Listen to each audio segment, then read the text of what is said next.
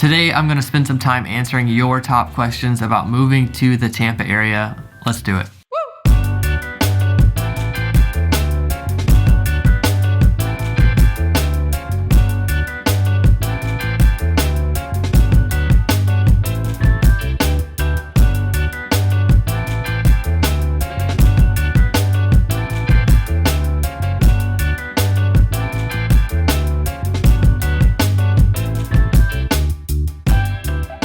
I'm Sam and welcome to the channel, or welcome back to the channel. Here at Living in Tampa, we make videos about what it's like to live or move to the Tampa, Florida area. If that's something you want to follow along with, don't forget to subscribe down below. Also, I am a licensed realtor in the state of Florida, so if you have any real estate specific questions, don't hesitate to reach out to our team anytime. The phone number and email are right there on the screen and in the description down below. So a few days ago, I posted on the YouTube community page. So if you're a subscriber, you saw it kind of pop up on your feed. The question, what is your number one question about moving to the Tampa area? I got some really great responses and I'm excited to go through them. And then at the end, I'm going to add some of the common questions that I get asked when people reach out to our team, just because I think some of these are questions you might have as well. And maybe you didn't see the chance to ask your question. And we'll do this periodically, because I like to hear directly from you about what you're questioning at this moment. So first one up here from 24/7 Fishing. What's the coldest it will ever get? You know, a lot of people move to Florida to get away from the cold. I've got a big increase in calls from upstate New York right now, as it's starting to get cold up there and people are wanting that outdoor kitchen pool life in Florida. And this is a common question. How cold does it get? And of course, it depends. I mean, that's gonna be everybody's answer on that. But recently, it got down to about 40 at night. And then when I was going to the gym at 5:45 in the morning, it was about 45 degrees. That was cold for this area. And people kind of freak out when it's that cold. But over my couple years here, it's gotten down to about 30 at night.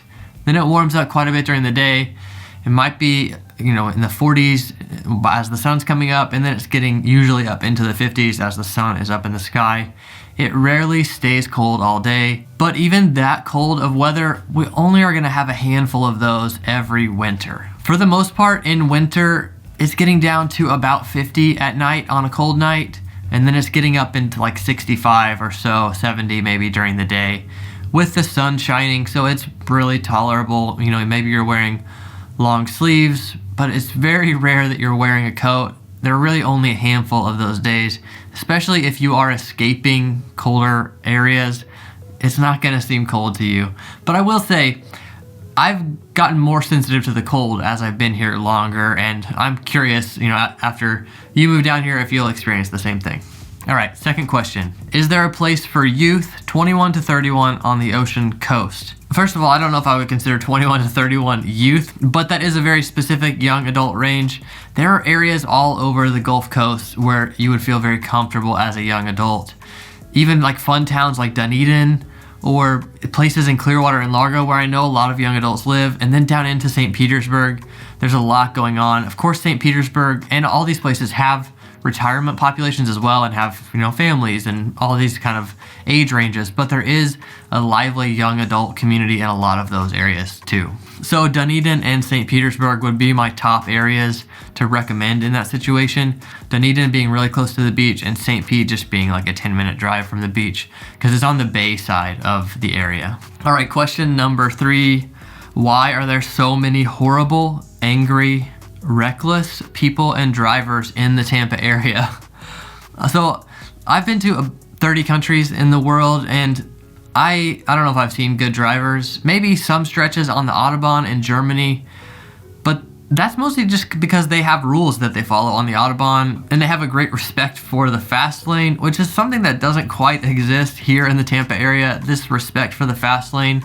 And that is pretty maddening at times, especially when you are wanting to get somewhere pretty quickly. Even on a toll road, there's still just not much respect for the fast lane. And then there are stretches of roads in this area where there are a lot of accidents. Like near me on US 19, like kind of in between Palm Harbor and Tarpon Springs, there's a stretch of this road that is constantly slowed down by accidents, and I always avoid it.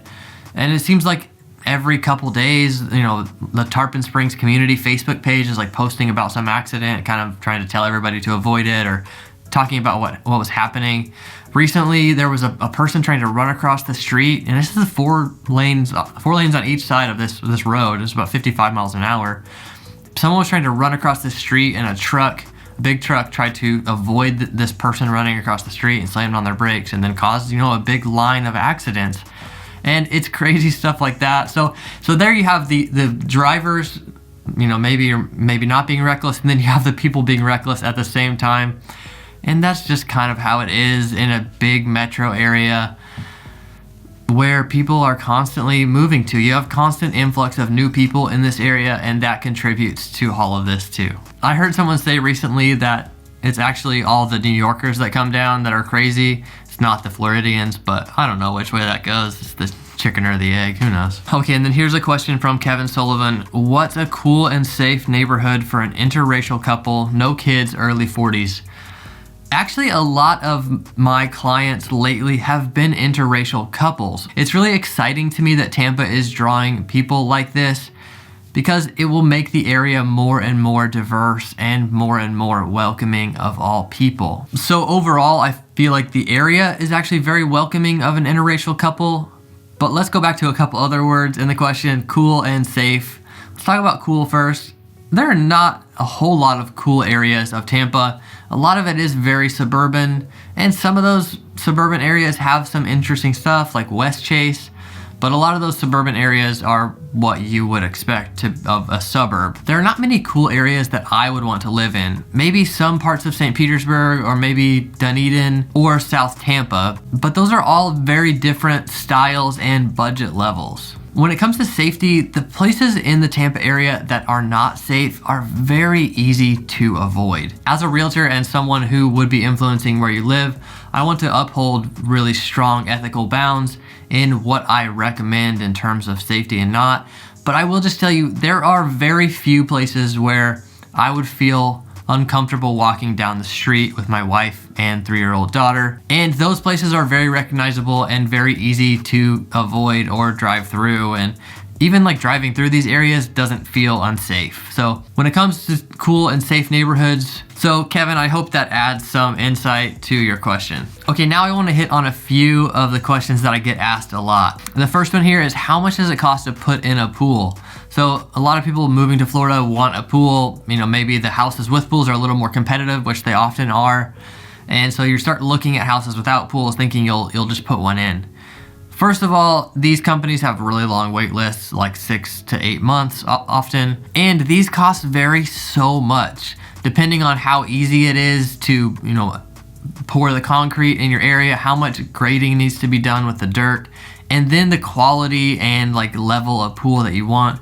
Also, whether or not you put a big screen around it and attach that to your house, adjust the cost so much. So it's really a big range, going from $40,000 to over $100,000 pretty easily. Another question I get asked a lot is about car insurance. Is car insurance actually so much more expensive in Tampa like it says online? Online, there are a lot of websites that say that car insurance in Tampa averages like $3,500 a year.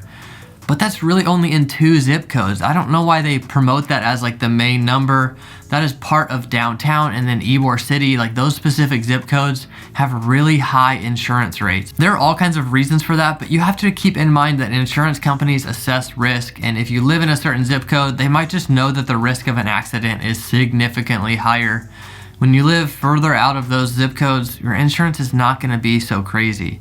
So just for an example, we have a 2015 car and a 2009 car. We have full coverage on both of those, and our insurance on those is about $220 per month combined. So about $110 per month per car. And we don't really have any accidents on our report and things like that. I spoke to one of my friends yesterday, and his is closer to $300 a month for 2 cars. So that's, that might get to the $3,500 that it's saying is the Tampa average, but that's for 2 cars. So just keep in mind, reach out to a company and have them quote your insurance and see what it's gonna be like when you move. All right, next question is, what about homeowners insurance? Is it crazy expensive because you have storms and floods and What about hurricanes? Does insurance cover those things? So your homeowner's insurance is technically hazard insurance. So if something happens like that, it's covering repairs. Oftentimes in this area, you're required to have additional wind coverage, but that is just part of your regular hazard policy. Your insurance company or your lender is often just requiring a certain level of wind coverage. That wind coverage covers a lot of the potential damage that a hurricane would do. There's also flood insurance. If you're in a specific flood zone, your lender may require you to carry flood insurance. If you're not in one of those zones where your lender would require it, then it's really not worth buying. Rising water is actually what that covers, not water coming in through windows or through your roof. It's only rising water related to a storm. And if your lender is not requiring it, then they are not concerned about losing their money on the house in the event of a storm. So if I were you, I wouldn't be that concerned either. There are a lot of areas in the whole Tampa area where flood insurance is not required. Sometimes you'll even see houses that say they're in a flood zone, but it's only like the very back corner of the property because that wasn't raised up whenever they built the house. So all that stuff gets kind of complicated, but once you're actually shopping for houses, it gets a little more simple. All right, I hope you found some of these questions and answers helpful in your search for making the move to the Tampa area. If you have any questions, please comment down below on this one and we'll add them to the list for the next question and answer video. And as always, if you have any real estate specific questions, don't hesitate to reach out to our team. Phone number and email are right there on the screen and in the description down below. Thanks for coming by.